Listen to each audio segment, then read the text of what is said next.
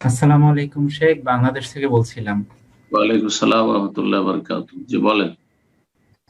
জি শেখ, আমার প্রশ্ন হচ্ছে যে আমার যদি একটা কোম্পানি থাকে আর কোনো কোম্পানি হোটেলে কাজ করতে গেল, এখন হোটেলের ম্যানেজার বললো যে আপনাকে কাজটা দিব।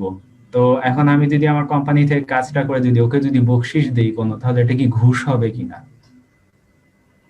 বকশিসটা কি উদ্দেশ্যে দিচ্ছেন ওই কোম্পানিকে বা কোম্পানির প্রতিনিধিকে? প্রতিনিধিকে শেখ, ও যেহেতু আমার সাহায্য করেছে আর কি কি দিয়ে কাজটাতে। সাহায্য করেছে? কাজটা ধরিয়ে দিয়ে? আহ, দি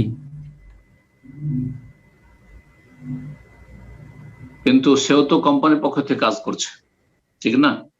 জি। কোম্পানির কাছ থেকে বেতন নিচ্ছে। জি। এই জন্য এইরকম হাদিয়া গুলো দেওয়া জায়েজ নয়। সেই ও। কোম্পানিকে দেবেন, এই কোম্পানির কাজ আপনি ধরছেন, সেই কোম্পানিকে হাদিয়া দেবেন। এই ক্ষেত্রে সতর্কতা অবলম্বন করবেন। কারণ জি। জি। এখানে হচ্ছে কি, যার কাছ থেকে হাদিয়া পাবে মানুষের ঈমান খুব দুর্বল, সততার অভাব। সুতরাং যার কাছ থেকে হাদিয়া উপঢৌকন পাবে তাকে কাজ দিবে, যদিও তার কাজ ভালো না হোক। এভাবে কোম্পানির খেয়ানত করবে, এমন ব্যক্তিকে কন্ট্রাক্ট দিয়ে দিল যেই ব্যক্তি ঘুষের ভিত্তিতে, ওই যে বকশিসের ভিত্তিতে কাজ পেয়ে গেল, কিন্তু আসলে কাজ ভালো করে না। কেউ যদি বকশিস না দিত এমনটা হইতো না। অথবা বকশিসটা যদি কম সরাসরি কোম্পানির কাছে যেত, তাহলে কিন্তু এইরকম লোক, এই ওয়ার্কার বা সেই অফিসার এই কাজটি করতো না।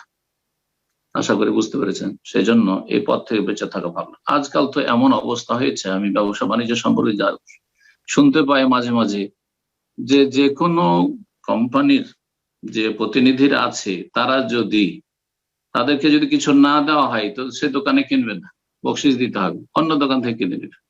কাস্টমার পাবেন না, সবাই দিচ্ছে, আপনি একা দেবেন না, আপনার দোকানে কোনো কাস্টমার আসবে না। সব হারাম খেয়ে খেয়ে মানুষের স্বভাব খারাপ হয়ে গেছে। আল্লাহ হেফাজত করে এই পথ থেকে। কাউকে হারাম খাওয়ার জন্য সহযোগিতা করবেন না, সতর্ক থাকবেন। যে আপনি কোম্পানির চাকরি করছেন আলহামদুলিল্লাহ, আর সেও কোম্পানি চাকরি করছে, আপনি কোম্পানিতে বেতন পাচ্ছেন, সেও কোম্পানিতে বেতন পাচ্ছে, আপনাকে যদি উপঢৌকন দিতে হয়, বকশিস দিতে হয়, সেই কোম্পানিকে দেবেন যে কোম্পানি থেকে কাজ আপনি পাচ্ছেন। জি, আল্লাহ হেফাজত করুন।